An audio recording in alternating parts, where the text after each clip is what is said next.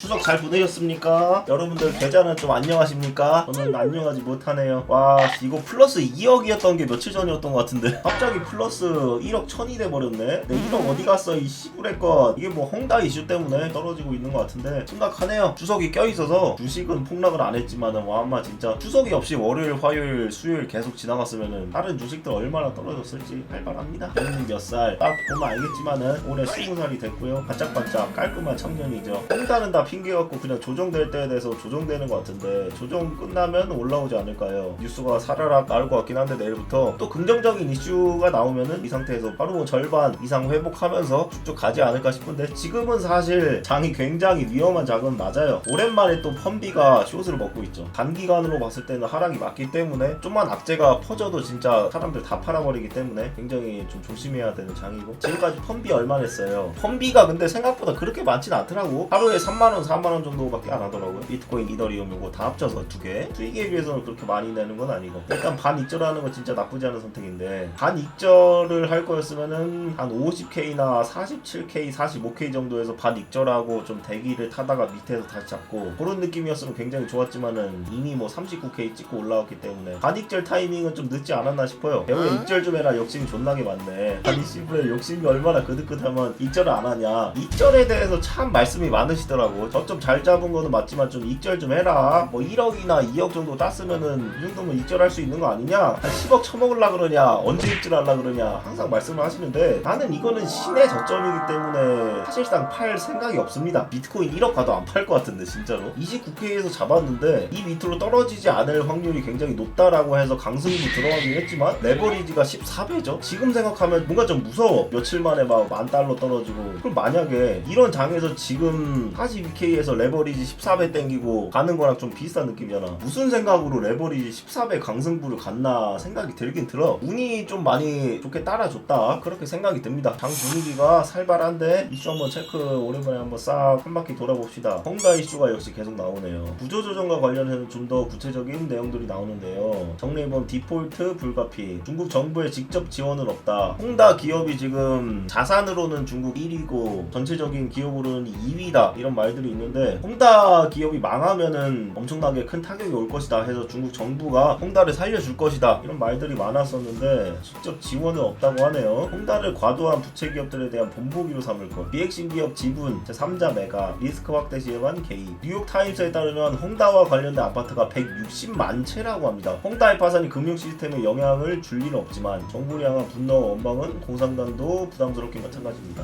헝다가 망한다고 금융 시스템에 영향을 줄 일이 없다고? 안 줄 수가 있나? 부채가 350 좋은데? 인터뷰 최악의 피해를 막기 위해선 서둘러야 결국엔 각자 도생. 특검법 이거 3일밖에 안 남았는데 좀 문제가 크다고 하더라고요. 지금 잡거래소에 옮겨가지 못한 돈이 아직 2조가 넘는다고 합니다. 특검법 이걸 모르는 사람이 아직까지 있을지는 모르겠는데 몰라서 코인을 못 넘기고 출금을 안 때리면 2조가 날아가는 건가? 왜 출금을 업비트로 안 때리는 거지? 더 이상의 연장은 없다고 확보해 있다. 신고 요건을 충족하지 못한 암호화폐 거래소들의 줄 폐업을 피할 수는 없을 것. 하지만 진짜 문제는 이들 거래소를 통해 암호화폐에 투자하고 있던 투자자들이다. 본인의 현금과 암호화폐 등의 자산을 거래소에 맡겨놓았지만 자산을 돌려받지 못할 수 있기 때문이다. 나이가 많아서 그런 거 잘 모르시는 분들은 이 돈이 그냥 날아가면 안 되는 거 아닌가? 이런 것들을 시부레껏 좀 보호하라고 정부가 있는 거 아닙니까? 세금 떼가고. 나 몰라라 하면 뭐야. 중국 헝다그룹 23일 채권이자 지급할 것. 이게 몇 시간 전에 나온 뉴스인데 이 뉴스가 떠도 안 올랐죠. 거기는 부채가 약 350조에 달하며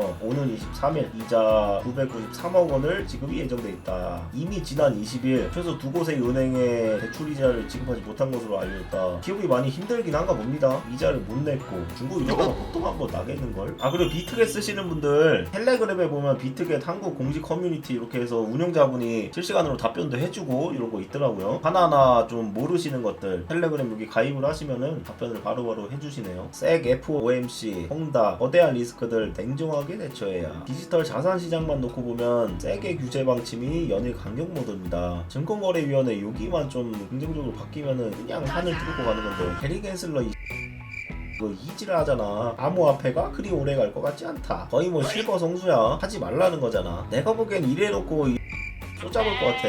암호화폐 투자 자본 규제의 촉각. 2008년 금융위기 직후 미국은 CDS 같은 고위험 투자 상품에 대해 금융기관들의 투자를 제한하는 자본 규제를 도입한 바 있습니다. 진짜 이때 개판이었지. 2008년 때 개나 소나 대출 다 해줘가지고 디지털 자산시장에도 유사한 규제가 나올 가능성도 고려해야 할 것 같네요. 거시 경제적으로는 연준의 테이퍼링 속도와 금리 인상 시점이 중요합니다. 홍다 사태가 2달에서 3달 계속될 듯? 뭐야 이렇게 오래 간다고? 홍다의 부채 350조 원이 큰 돈이긴 하지만 시스템 위기를 불러올 정도는 아니다. 다만 홍다 관련 뉴스는 앞으로 2달, 3달 시장을 흔들 수 있습니다. 예상치 않은 연쇄 파산도 있을 수 있으니까요. 리스크가 점점 더 커지는구만. 가격이 조금 올랐다고 이거 일부러 떨구는 각인가 이거?